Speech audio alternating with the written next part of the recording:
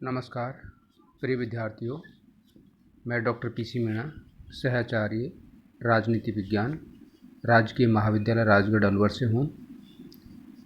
पिछली क्लास में हमने बीए पार्ट सेकंड का पेपर फर्स्ट अमेरिकी संविधान की हम चर्चा कर रहे थे। अमेरिकी संविधान की हमने विशेषता पढ़ी। इसके बाद में अमेरिकी संविधान में शक्ति पृथक्करण का सिद्धांत हमने देखा और कल की क्लास में हमने अमेरिकी राष्ट्रपति की शक्तियों की चर्चा की थी।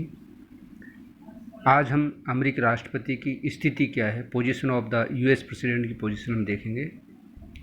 अमेरिका में अध्यक्षीय शासन प्रणाली है, प्रचलित है, और अध्यक्षीय शासन प्रणाली में राष्ट्रपति कार्यपालिका का प्रधान होता है। संपूर्ण कार्यपालिक शक्ति राष्ट्रपति में निहित होती है, वही देश का वास्तविक शासक होता है।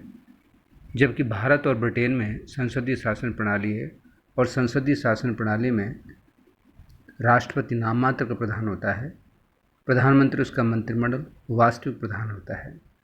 अमेरिकी राष्ट्रपति का पद एक विस्तारशील और शक्ति का पद है। राष्ट्रपति वाशिंगटन के समय से लेकर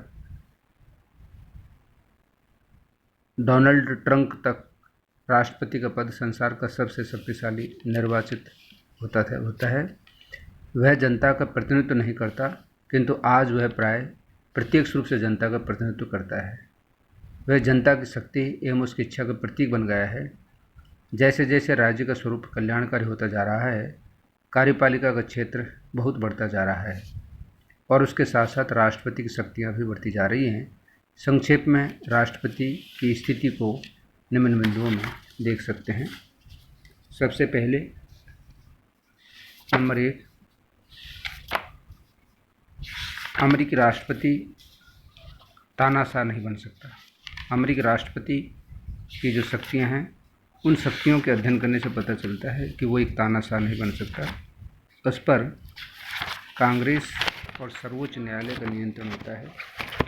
वो एक तानाशाही शासक नहीं बन सकता। इसी तरह से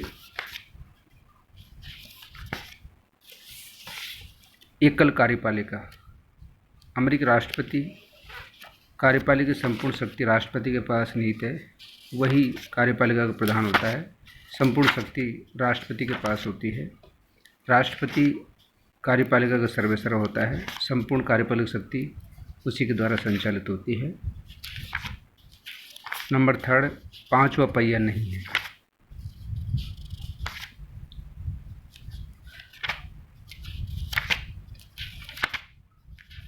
पांचवा पहिया नहीं है। भारत के राष्ट्रपति की भांति अमेरिका का राष्ट्रपति सरकारी गाड़ी का पांचवा पहिया नहीं है। वह या तो स्टीयरिंग है या ब्रेक, या तो वह विधि निर्माता है या विधि निर्माण को रोकने वाला। विधि निर्माण के क्षेत्र में भी उसका नेतृत्व उसके पद को महत्वपूर्ण बना देता है। राष्ट्रपति का पद अतुलनीय है। इंग्लैंड का राजा राज करता है किंतु शासन नहीं करता। इंग्लैंड का प्रधानमंत्री शासन करता है किंतु राज नहीं। भारत का राष्ट्रपति राज करता है परंतु शासन प्रधानमंत्री करता है, किंतु अमेरिका का राष्ट्रपति राज भी करता है और शासन भी करता है। अतः उसका पद गरिमा और शक्ति की दृष्टि से इतना महान है कि वह अतुलनीय है। अगला पॉइंट है, राष्ट्रपति की स्थिति व्यक्तित्व पर निर्भर करती है। विल्सन के अनुसार व्यक्ति तथा उसकी परिस्थितियों के अनुसार समय समय पर राष्ट्रपति पद की स्थिति में परिवर्तन होता रहता है। अपने शानदार और प्रभावशाली व्यक्तित्व के कारण कुछ राष्ट्रपति अमर हो गए और कुछ राष्ट्रपति ऐसे भी हुए जिनका कोई नाम तक नहीं लेता है। तो कहने का मतलब यह है कि राष्ट्रपति अपने कार्यकाल के लिए संसार के अंतिम एक तंत्रीय शासकों में है, जिसके अधिकारों में कमी नहीं की जा सकती परंतु वृद्धि हो सकती है। वास्तविकता यह है कि राष्ट्रपति की शक्तियाँ इस तथ्य पर निर्भर करती है कि उसे अपने दल पर कितना अधिकार प्राप्त है, जनता में कितना समर्थन प्राप्त है, उसका व्यक्तित्व कैसा है, इस पर निर्भर करता है। युद्ध काल में अमेरिका का राष्ट्रपति संविधान का अधिनायक के समान हो जाता है। आज राष्ट्रपति संपूर्ण देश का नेता बन गया है। कानूनी शक्तियों के अतिरिक्त तो उसका प्रभाव बड़ा गहरा है।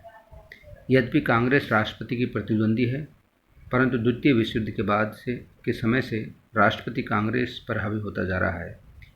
यदि ये कहा जाए कि 20वीं शताब्दी में राष्ट्रपति और कांग्रेस के संबंधों का इतिहास कांग्रेस के क्रमिक पतन का इतिहास है, तो गलत नहीं होगा। राष्ट्रपति हफ्ते में 2 बार पत्रकार सम्मेलन आमंत्रित करता है उसके माध्यम से जनता से संपर्क स्थापित करता है। फिर रेडियो, टेलीविज़न, समाचार पत्र आदि ऐसे माध्यम हैं जो राष्ट्रपति को जनता के नज़दीक लाता है। जहाँ कांग्रेस के सदस्य देश के विशिष्ट क्षेत्रों का प्रतिनिधित्व करते हैं, वहाँ राष्ट्रपति संपूर्ण देश का प्रतिनिधित्व करता है। वह अमेरिका का बिना तिलक, बिना मुकुट का राजा है। लोग उसके भाषण सुनते तथा पढ़ते हैं। कांग्रेस के वाद विवादों को नहीं, उसके मंत्री अथवा सचिव उसके निजी सहायक होते हैं। वह उनका पूर्ण रूप से स्वामी होता है। राष्ट्र की बागडोर उसके हाथों में रहती है। उस पर जितना दायित्व रहता है उतना विश्व के किसी भी अन्य अधिकारी पर कदाचित ही नहीं रहता हो। राष्ट्रपति ट्रूमैन ने कहा है, यह एक ऐसी कार्यकारिणी पद है जो कि कल्पनातीत है।